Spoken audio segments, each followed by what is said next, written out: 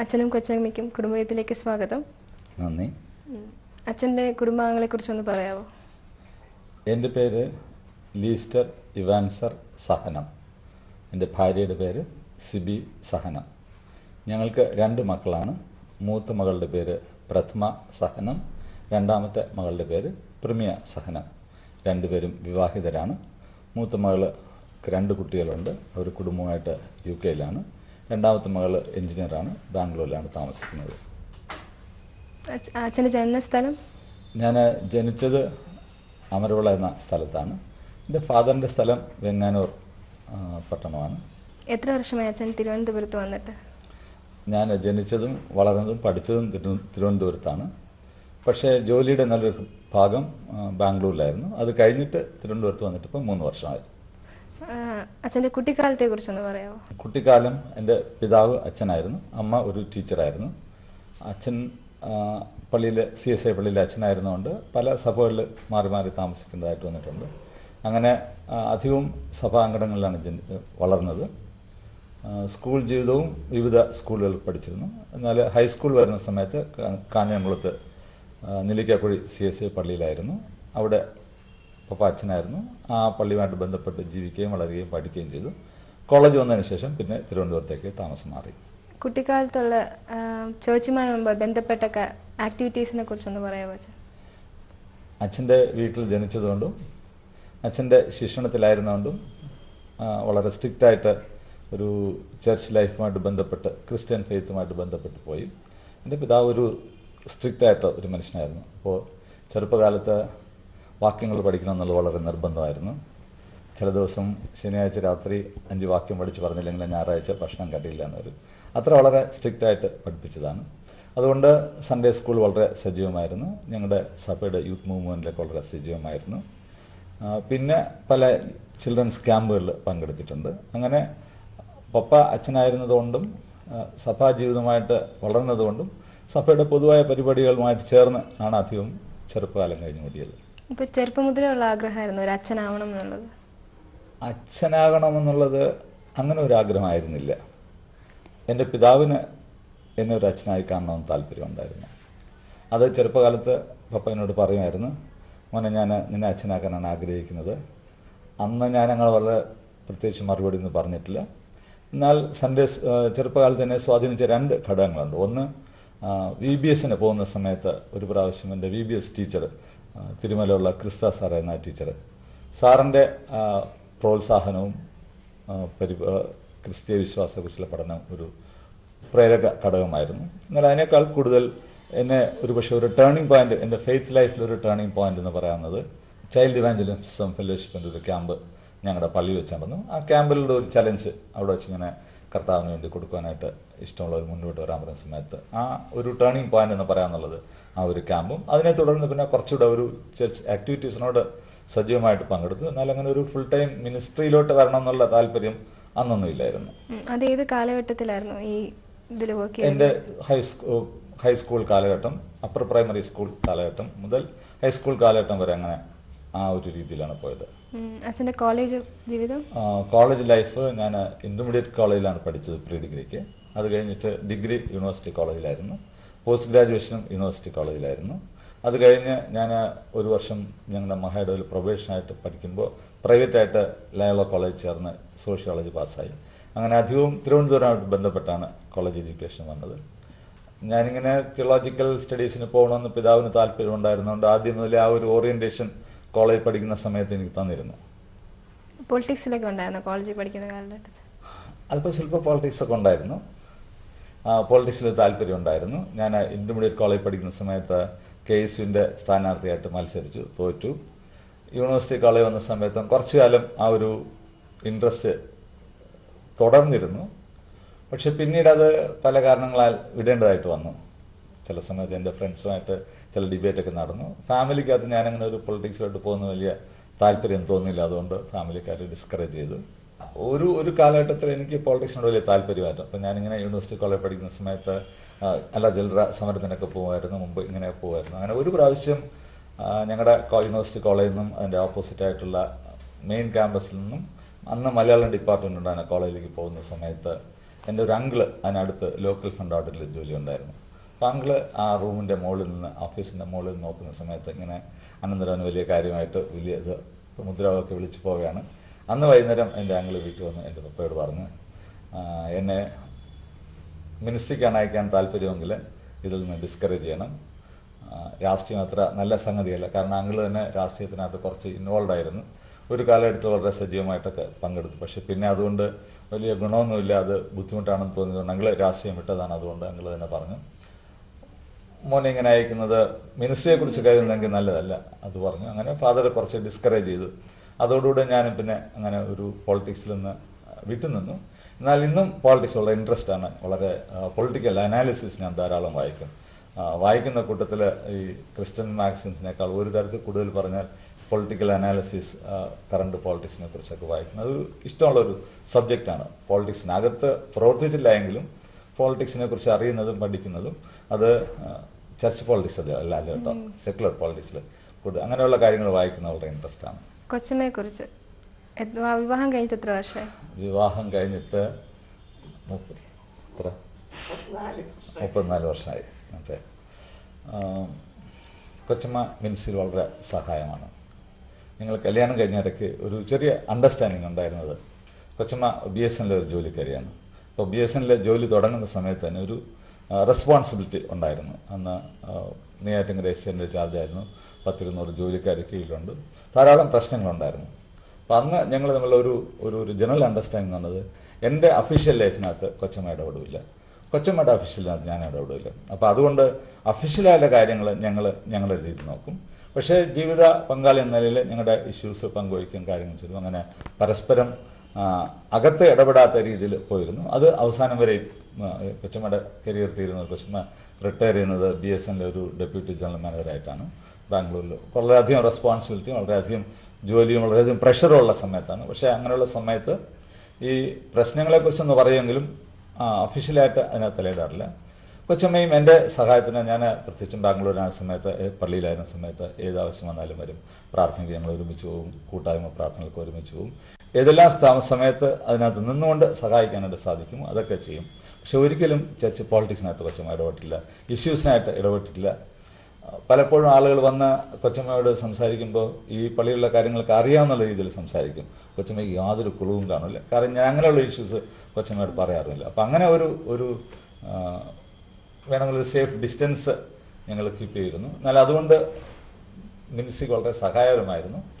മറ്റെല്ലാ കാര്യങ്ങളും വളരെ സജീവമായിട്ട് പോകും. പിന്നെ ഇപ്പോൾ റിട്ടയർ ചെയ്തതിന് ശേഷമാണെങ്കിൽ ഞങ്ങൾ വളരെ ഒരുമിച്ചാണ് ഇപ്പോൾ എല്ലായിടം പോകുന്ന സമയത്ത്, വിസിറ്റിന് പോകുന്ന സമയത്തും പ്രെയർ മീറ്റിങ്ങിന് പോയാലും മറ്റാവശ്യങ്ങൾക്ക് പോയാലും ഒരുമിച്ച് പോകും. കാരണം ഇപ്പോൾ വേറെ വലിയ ബാധ്യതകളൊന്നുമില്ല. പിള്ളേരൊക്കെ കല്യാണം കഴിഞ്ഞ് വേറെ സ്ഥലങ്ങളിലൊക്കെ ആയി. അതുകൊണ്ട് അങ്ങനെ അവരോടുള്ള പ്രത്യേകിച്ച് ജോലി ചെയ്യേണ്ട ആവശ്യമൊന്നുമില്ല. സോ ഞങ്ങളുടെ കാര്യങ്ങളൊക്കെ വളരെ ഭംഗിയായിട്ട് പോകുന്നു. അതുകൊണ്ട് കൊച്ചമ്മ എല്ലാ കാര്യങ്ങളിലും സജീവമായിട്ട് പങ്കെടുക്കും. പള്ളിയുടെ കാര്യങ്ങൾ, ഈ പള്ളിയുടെ എല്ലാ കാര്യങ്ങളും സജീവമായിട്ട് പങ്കെടുക്കും. അച്ഛൻ്റെ പേര് ഒരു വ്യത്യസ്തമായ രീതിയിലുള്ളതാണ്. അപ്പം അതിനെക്കുറിച്ചുള്ളതൊന്ന് പറയാമോ? എൻ്റെ പേര് ലീസ്റ്റർ ഇവാൻസർ സഹനം എന്നാണ് മുഴുവൻ പേരും. കോളേജിൽ പഠിക്കുന്ന സമയത്ത് ഇവാൻസർ സഹനം എന്നാണ് ആദ്യം അറിയപ്പെട്ടത്. സെമിനാരി പോയതിനു ശേഷം സഹനം എന്ന ലേബൽ ഏതാണ്ട് പേരങ്ങ് ലേബലായി. അതുകൊണ്ട് അതിന് ശേഷം എല്ലാവരും വിളിക്കുന്നത് സഹനമാണ്.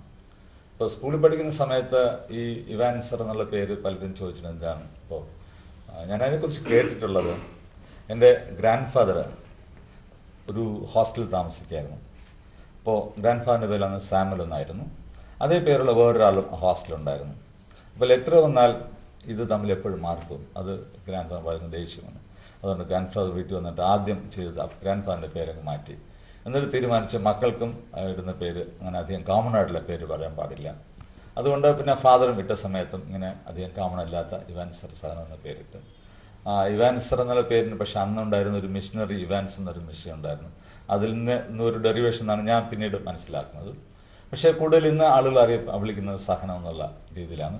പലപ്പോഴും ചോദിക്കും, ഈ പേരിൻ്റെ അർത്ഥം അറിയാമോ? ഞാൻ പറഞ്ഞ അർത്ഥം അറിയാം, സഹിക്കുന്ന ആളാണ്. അപ്പോൾ ഈ പേര് അന്വർത്ഥമായിട്ടാണോ ജീവിക്കുന്നത്, അത് നിങ്ങൾ തീരുമാനിക്കേണ്ടതാണ്, എനിക്ക് പറയാനായിട്ട് പറ്റില്ല. എങ്കിലും പല കാര്യങ്ങളൊക്കെ സഹിക്കാനായിട്ട് ശ്രമിക്കാറുണ്ട്. അതുകൊണ്ട് ആ ഒരു രീതിയിൽ പേര് എനിക്കിഷ്ടമുള്ള പേരാണ്. ഇപ്പോൾ സഹോദരങ്ങളെ കുറിച്ച്, അച്ഛൻ്റെ സഹോദരനെ കുറിച്ച് ഞങ്ങൾ 5 പേരാണ്. എൻ്റെ മൂത്തത് സിസ്റ്ററാണ്. പെങ്ങൾ ടീച്ചറായിരുന്നു, റിട്ടയർ ചെയ്തു. സിസ്റ്ററിൻ്റെ ഹസ്ബൻഡ് വിജയരാജ്, പുള്ളിക്കാരൻ PWD എഞ്ചിനീയർ, റിട്ടയർ ചെയ്തു. പിന്നെ ഞാൻ രണ്ടാമത്തെ ആൾ. എൻ്റെ താഴെ 3 സഹോദരങ്ങളാണ്, 3 ബ്രദേഴ്സാണ്. നേരെ ഇളയ brother Selvin Dev, brother electricity ബോർഡിൽ ജോലിയായിരുന്നു, റിട്ടയർ ചെയ്തു. അതിൻ്റെ അടുത്ത ബ്രദർ റോസൻ മോസസ്, പുള്ളി ശ്രീത്ര മെഡിക്കൽ സെൻ്റർ ജൂനിയർ സയൻറ്റിസ്റ്റാണ്. അതിൻ്റെ അടുത്ത ബ്രദർ ഒരു ക്ലിനിക്കൽ സൈക്കോളജിസ്റ്റാണ്, സാം മാണിക്യം എന്നാണ് പേര്. ഈ എല്ലാ സഹോദരന്മാരും മ്യൂസിക്കിൽ വളരെ താല്പര്യമുള്ളവരാണ്. എന്നെ ഒഴികെ സിസ്റ്റം കുറേയൊക്കെ മ്യൂസിക്കിൽ താല്പര്യമുള്ളവരാണ്. 2 ബ്രദേഴ്സ് ആക്ച്വലി മ്യൂസിക് ക്ലാസ്സുകൾ നടത്തും. ഈ മിനിസ്ട്രി വർക്കിൽ കൊച്ചമ്മയ്ക്ക് സഹായിക്കാൻ മാക്സിമം ഞാൻ അച്ഛനെ സഹായിച്ചിട്ടുണ്ട്. അതിനുള്ളൊരു ചാരിതാർത്ഥ്യമുണ്ട്. ഇത് റിട്ടയർമെന്റിന് ശേഷം കൂടുതൽ സമയം അച്ഛനോടെ വീട്ടിൽ പോകാനും വിസിറ്റ് ചെയ്യാനും എല്ലാം പോയിട്ടുണ്ട്. പിന്നെ പള്ളിയുടെ എല്ലാ കാര്യങ്ങളിലും പങ്കെടുക്കുമായിരുന്നു, പ്രസംഗിക്കാനും ഒക്കെ പോകുമായിരുന്നു. പള്ളിയിൽ ഏതെങ്കിലും വിമൻസ് ഫെലോഷിപ്പിന് എടുക്കുമായിരുന്നു, ഞാൻ എടുക്കുമായിരുന്നു. എന്തെങ്കിലും സ്ഥാനം എടുത്തിട്ടുണ്ടോ ഈ ചേർച്ച് ആക്ടിവിറ്റീസിൽ? സ്ഥാനം ഞങ്ങൾ കൊച്ചമ്മ എന്നുള്ളൊരു സ്ഥാനമുണ്ട്. അല്ലാതെ പോളിറ്റിക്സ് അങ്ങനെ രാഷ്ട്രീയത്തിൽ അങ്ങനെ പള്ളിയുടെ രാഷ്ട്രീയത്തിലൊന്നുമില്ല. അച്ഛനെ മിനിസ്ട്രി വർക്കിൽ സഹായിച്ചതിൽ വളരെയധികം സന്തോഷമുണ്ടെന്ന് പറഞ്ഞു. അപ്പം ഏതൊക്കെ രീതിയിലുള്ള പ്രവർത്തനങ്ങളാണ് കൊച്ചമ്മയുടെ ഭാഗത്തു നിന്ന് ഉണ്ടായിട്ടുള്ളത്? ഹൗസ് വിസിറ്റിംഗ്, പിന്നെ സിക്ക് വിസിറ്റ്, ഹോസ്പിറ്റൽ വിസിറ്റ്, ഇതെല്ലാം ഇതിനും കൂടെ പോകുമായിരുന്നു. അങ്ങനെ സഹായിക്കുമായിരുന്നു. അച്ഛൻ ബാംഗ്ലൂർ ആയിരുന്ന സമയത്ത് അവിടെയുള്ള പ്രവർത്തനങ്ങളെ കുറിച്ച്, അവിടെ ബാംഗ്ലൂരിലുണ്ടായിരുന്ന വർക്കിനെ കുറിച്ചൊന്ന് പറയാമോ കൊച്ചമ്മ? ഞാൻ വിമൻസ് ഫെലോഷിപ്പ് എല്ലാ ശനിയാഴ്ചയും ഏതെങ്കിലും വീട്ടിൽ വെച്ച് വിമൻസ് ഫെലോഷിപ്പ് നടത്തുമായിരുന്നു. അപ്പോൾ അതിനൊക്കെ ഞങ്ങൾ ഇനിഷ്യേറ്റീവ് എടുക്കുമായിരുന്നു. കൊച്ചമ്മയുടെ ജന്മസ്ഥലം ഏതാ? ജന്മസ്ഥലം ഭരണിയ എന്ന് പറയും, കാഞ്ഞിരംകുളത്തിൻ്റെ അടുത്ത്, ട്രിവാൻഡ്രം ഡിസ്ട്രിക്ട് തന്നെയാണ്. എപ്പോഴെങ്കിലും ഒരു അച്ഛനെ വിവാഹം കഴിക്കുന്ന കൊച്ചമ്മയ്ക്ക് വിചാരിച്ചിരുന്നു പണ്ട്? അങ്ങനെ വിചാരിച്ചിട്ടില്ലായിരുന്നു. പിന്നെ എൻ്റെ ബ്രദർ പറഞ്ഞു ഇതുപോലെ ഒരു അച്ഛനുണ്ട്, നല്ല അച്ഛനാണ് എന്ന് പറഞ്ഞു. അപ്പോഴൊക്കെ നമ്മളല്ലല്ലോ തീരുമാനിക്കുന്നത്, പേരൻസാണ് തീരുമാനിക്കുന്നത്. അങ്ങനെ കല്യാണം കഴിച്ചു. ഒരു കുഴപ്പമില്ല, ഇതുവരെ പൂർണ്ണ സന്തുഷ്ടം. കൊച്ചമ്മയ്ക്കും ജോലി ഉണ്ടായിരുന്നു കുറച്ചു കാലം മുമ്പ് വരെ. അച്ഛനും ആ സമയത്ത് മിനിസ്ട്രി വർക്കുകളായി പോകേണ്ടി വന്നിട്ടുണ്ട്. അപ്പം രണ്ടുപേരും തിരക്ക് പിടിച്ച സമയം ഉണ്ടായിട്ടുണ്ടാവും. അപ്പം അതിൽ വല്ല ബുദ്ധിമുട്ടും തോന്നിയിട്ടുണ്ടോ കൊച്ചമ്മയ്ക്ക്? ആ സമയത്ത് രണ്ടുപേരും ഹെൽപ്പ് ചെയ്യുമായിരുന്നു. കൊച്ചു മക്കളായിരുന്ന സമയത്തെല്ലാം വലിയ പ്രയാസമായി തോന്നിയിട്ടുണ്ട്, സ്കൂളിൽ രാവിലെ അയക്കാനും. പക്ഷെ അച്ഛൻ എല്ലാത്തിനും ഹെൽപ്പ് ചെയ്യുമായിരുന്നു. അങ്ങനെ അതുകൊണ്ട് അത്ര ഭാരമായിട്ട് തോന്നിയിട്ടില്ല. എല്ലാ കാര്യങ്ങളും അച്ഛനും കൂടെ സഹായിക്കുമായിരുന്നു, കിച്ചൺ വർക്കും എല്ലാം, മക്കളെ കാര്യവും പഠിപ്പിക്കുന്ന കാര്യവും എല്ലാം. അതുകൊണ്ട് പിള്ളേരെയും നന്നായിട്ട് പഠിപ്പിക്കാൻ പറ്റി, ഞങ്ങൾക്ക് നല്ല നിലയിൽ ജോലി ചെയ്യാനും പറ്റി, രണ്ടുപേർക്കും സിൻസിയറായിട്ട് ജോലി ചെയ്യാൻ പറ്റി. അതുകൊണ്ട് അതിനൊരു വിഷമമില്ല, ഇപ്പോൾ സന്തുഷ്ടമാണ്. അച്ഛൻ്റെ മിനിസ്ട്രി വർക്കിനെ കുറിച്ച് ഒന്ന് ഡീറ്റെയിൽ ആയിട്ട് പറയാമോ? മിനിസ്ട്രി ആരംഭിക്കുന്നത് വളരെ ഏർലിയർ ആയിട്ടാണ്. 1971 മെയ് മാസം എന്തിലും എൻ്റെ മാസ്റ്റേഴ്സ് പരീക്ഷ തീർന്നു. ജൂൺ ഫസ്റ്റ് വീക്ക് മുതൽ ഞങ്ങളുടെ മഹായിടവകയിൽ ധനുവച്ചോർ എന്നൊരു പള്ളിയിൽ പ്രൊബേഷനായിട്ട് എൻ്റെ വർക്ക് ആരംഭിച്ചു. ഒരു തരത്തിൽ പറഞ്ഞാൽ അങ്ങനെ സ്റ്റഡീസ് കഴിഞ്ഞ ഗ്യാപ്പൊന്നും ഉണ്ടായിട്ടില്ല. പഠിത്തം തീർന്നുകൊണ്ട് തന്നെ മിനിസ്ട്രിക്ക് പോകാനുള്ളൊരു അവസരം ഉണ്ടായി. അങ്ങനെ മിനിസ്ട്രിക്ക് പോയി.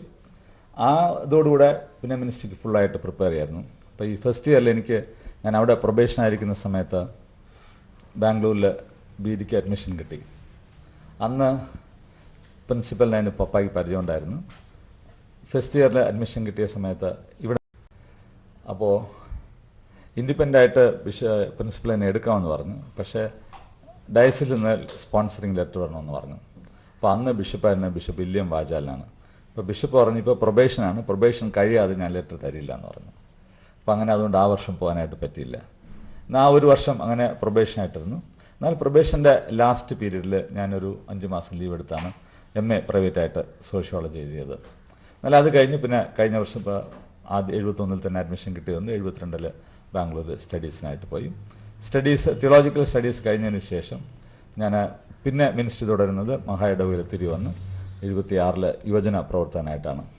അപ്പോൾ ചെറുപ്പകാലത്തിൽ ഇങ്ങനെ യൂത്ത് കോൺഫറൻസിലൊക്കെ പോയിരുന്നുകൊണ്ട് നല്ലൊരു ഫ്രണ്ട്സ് അപ്പോഴുണ്ടായിരുന്നു. ഡയസിൽ ഈ യൂത്ത് വർക്ക് തുടങ്ങി. എൻ്റെ ഫാദറും കുറച്ചു കാലം മഹാഡോയിൽ യൂത്ത് വർക്കറായിട്ട് പ്രവർത്തിച്ചിരുന്നു. അതിനെ തുടർന്ന് ഞാൻ ഒരു 2 വർഷം യൂത്ത് വർക്കറായിട്ട് പ്രവർത്തിച്ചു. അപ്പം ഞങ്ങളെല്ലാവരും കൂടെ ചേർന്ന് ഒരു മാസിക തുടങ്ങി. യുവനില എന്ന പേരിൽ ഒരു മാസിക തുടങ്ങി. അത് ഒരു 6-7 വർഷക്കാലം ഞാൻ അതിൻ്റെ യൂത്ത് വർക്ക് വിട്ടതിന് ശേഷം അതിൻ്റെ മാനേജിങ് എഡിറ്ററായിട്ട് തുടർന്ന് അവർക്ക് കണ്ടിന്യൂ ചെയ്തുകൊണ്ടിരുന്നു. അപ്പോൾ ഈ 2 യൂത്ത് സെൻറ്ററിന് വേണ്ടി സ്ഥലം വാങ്ങിച്ചതും മാസിക പബ്ലിഷ് ചെയ്തതും ഒരു വലിയ സാറ്റിസ്ഫാക്ഷനായിട്ട് തോന്നി. അപ്പോൾ അങ്ങനെ ഇരുന്ന സമയത്ത് തന്നെ 2 വർഷം കഴിഞ്ഞപ്പോൾ കാട്ടാക്കട പള്ളിയിൽ അച്ഛനായിട്ടും കാട്ടാക്കട ഡിസ്ട്രിക്റ്റിൻ്റെ ചെയർമാനായിട്ടും എന്നെ അപ്പോയിൻറ്റ് ചെയ്തു. അപ്പോൾ അന്നത്തെ ഞങ്ങളുടെ മഹാഡോ അനുസരിച്ച് 28ാമത്തെ വയസ്സിൽ ഡിസ്ട്രിക്ട് ചെയർമാനായിട്ട് അങ്ങനെ അധികം ആരും അപ്പോയിൻറ്റ് ചെയ്യാറില്ല, വളരെ യങ് ഏജിൽ.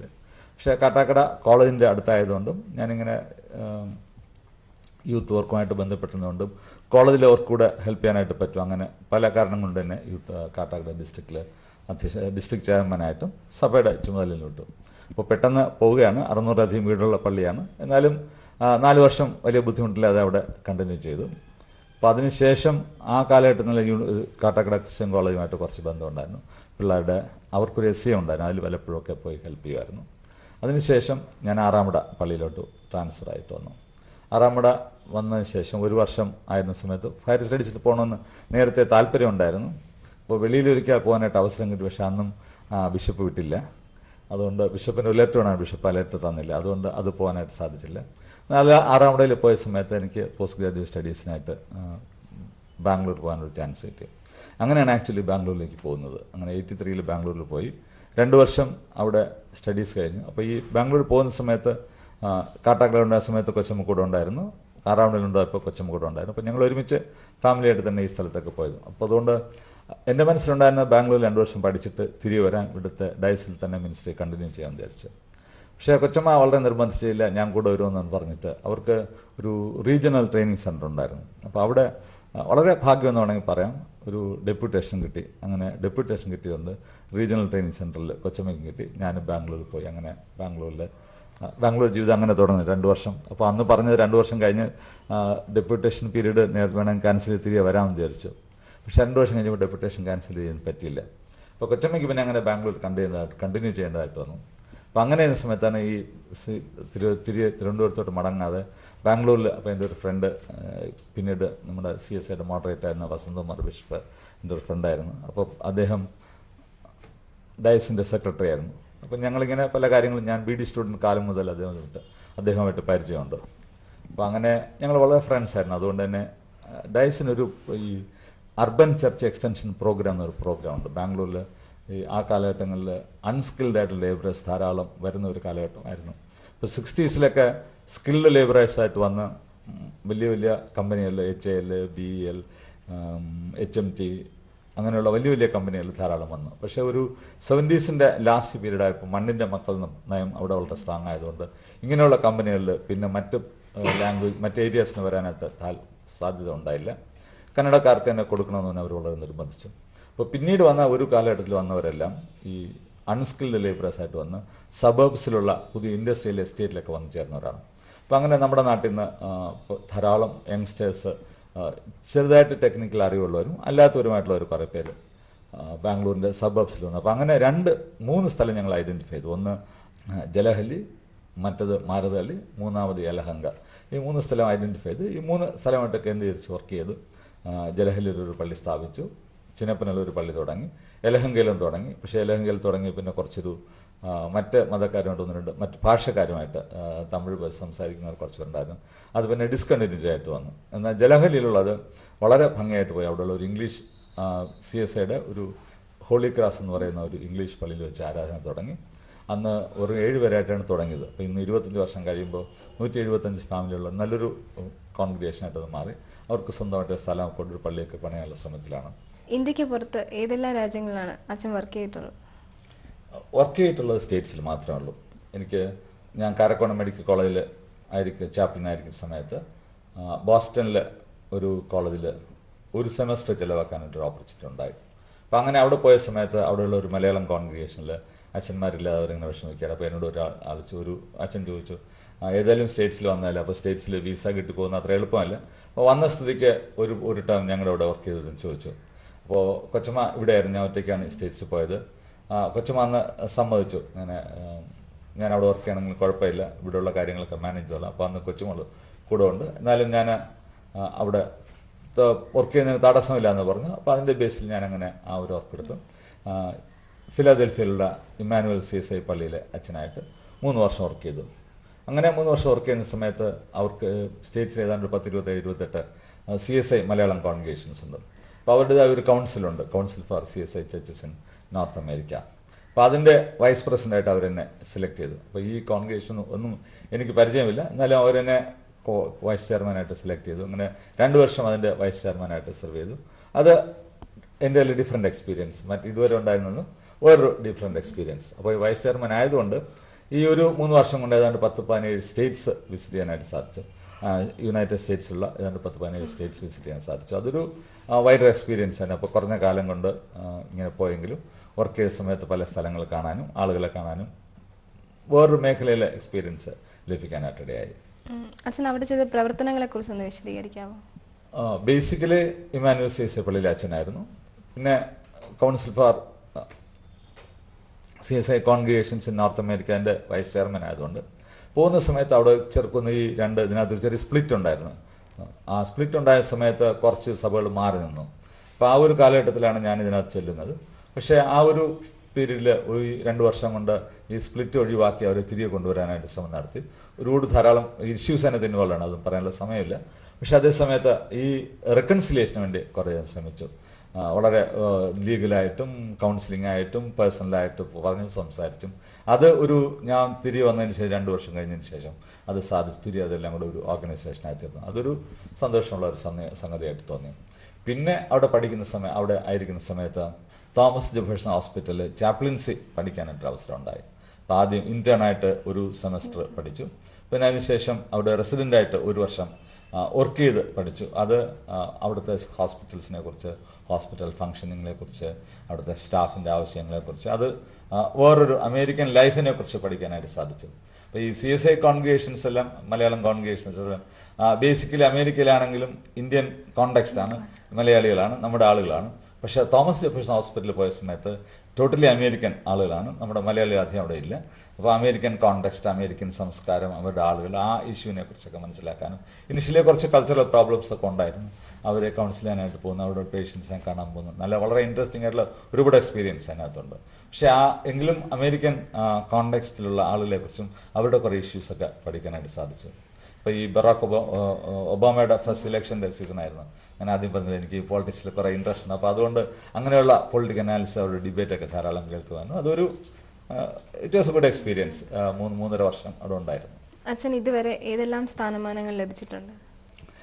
ഞാൻ ആദ്യം സൂചിപ്പിച്ചല്ലോ, കാട്ടാക്കടയിലായിരുന്ന സമയത്ത് ദി യങ്ങസ്റ്റ് ഡിസ്ട്രിക്ട് ചെയർമാൻ, അന്ന് 28ാമത്തെ വയസ്സിലായി.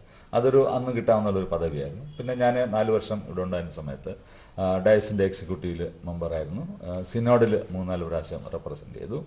പിന്നെ ഇലക്റ്റഡ് പോസ്റ്റുകളിലേക്ക് ഞാൻ അങ്ങനെ അധികം വന്നിട്ടില്ല. കാരണം സെക്കുലറിൽ വോട്ടിങ്ങിന് പരാജയപ്പെട്ടതുകൊണ്ടോ അല്ല. ചർച്ച് പോളിറ്റിക്സിനെ കുറിച്ച് എനിക്ക് വളരെ വ്യത്യസ്തമായ കാഴ്ചപ്പാടാണ്. കാരണം സഭയുടെ വിശ്വാസത്തെക്കുറിച്ചും ഇങ്ങനെ ഒരു പൊളിറ്റിക്കൽ ഗ്രൂപ്പ് ഉണ്ടാക്കി നേതൃത്വത്തിലേക്ക് വരുന്നതിനോട് എനിക്കൊരു വേദശാസ്ത്രപരമായിട്ട് എനിക്ക് അതിനോടൊരു വിയോജിപ്പുണ്ട്. അതുകൊണ്ട് അങ്ങനെ ഒരു ഗ്രൂപ്പിനോട് ചേർന്ന് രാഷ്ട്രീയത്തിൽ മത്സരിക്കാനൊന്നും ശ്രമിച്ചില്ല. അതുകൊണ്ട് തന്നെ അങ്ങനെ ഒരു സ്ഥാനങ്ങൾ വരാൻ സാധിച്ചില്ല. എന്നാലും ഒരു പീരീഡിൽ ഞങ്ങളുടെ ഗ്ലാസ്റ്റൺ ബിഷപ്പ് തിരഞ്ഞെടുക്കുന്ന കാലഘട്ടത്തിൽ 4 പേരുടെ ഒരു ബിഷപ്പിനുള്ള ഒരു പാനൽ നമ്മുടെ ഡയസിന് തിരഞ്ഞെടുക്കണമെന്ന് അന്ന് തന്നെ അവർ ഒരു കാൻഡിഡേറ്റായിട്ട് തിരഞ്ഞെടുത്തു. അതൊരു ഡയസ് നൽകിയ ഒരു അംഗീകാരമായിട്ട് ഞാൻ കരുതി. പിന്നെ അങ്ങനെ ഞാൻ പറഞ്ഞല്ലോ, ഇങ്ങനെ ഇലക്ഷൻ നിന്ന് മത്സരിക്കാനുള്ള ഒരു താല്പര്യമില്ലാത്തതുകൊണ്ട് അങ്ങനെ ഒരു ഇലക്റ്റഡ് പോസ്റ്റ് വന്നില്ല. US-ലായിരുന്ന സമയത്ത് അവിടുത്തെ ഞാൻ ഒട്ടും പ്രതീക്ഷിക്കാതെ തന്നെ അവിടുത്തെ കൗൺസിലിൻ്റെ വൈസ് ചെയർമാനാക്കി. ഒരു നല്ല പദവിയായിരുന്നു. അതൊക്കെ അങ്ങനെ അതുകൊണ്ട് ഇലക്റ്റഡ് ഉള്ള ഒരു റോൾ വളരെയധികം ഇല്ല. അച്ഛൻ ചെറുപ്പകാലത്തിൽ കൊയറിലൊക്കെ പങ്കെടുത്തിട്ടുണ്ടായിരുന്നു എന്ന് പറഞ്ഞു. അപ്പം ഞങ്ങൾക്ക് വേണ്ടി അച്ഛനും കൊച്ചമ്മയും കൂടെ ചേർന്ന് ഒരു ഗാനം പാടാമോ? കൊയറിലൊക്കെ ഉണ്ടായിരുന്നു, പാട്ടൊക്കെ പാടുമായിരുന്നു. പക്ഷെ അച്ഛനായതുകൊണ്ട് പാടി ഒക്കുള്ളൂ. അതുകൊണ്ട് ഒരു പാട്ട് പാടാം. ഈ പാട്ട് ഞാൻ പാടാൻ പോകുന്ന പാട്ട് എൻ്റെ പേഴ്സണലായിട്ട് വളരെ സ്വാധീനിച്ചുള്ള ഒരു പാട്ടാണ്. എൻ്റെ ഒരു ആശ്രയം പോലെ ഞാൻ കരുതുന്ന ഒരു പാട്ടാണ്. അപ്പോൾ അതിൻ്റെ ഒരു വരി പാടാം. ആശ യേശുവിൽ തന്നെ താൻ നീതി രക്തത്തിൽ മാത്രം ഞാൻ നമ്പൊല്ല മാറ്റൊന്നിനെ, എൻ യേശു മാത്രം ശരണം. പാറയാം ക്രിസ്തന്മേൽ നിൽപ്പേൻ, വെറും മണൽ മാറ്റുള്ളിടം, വെറും മണൽ മാറ്റുള്ളിടം.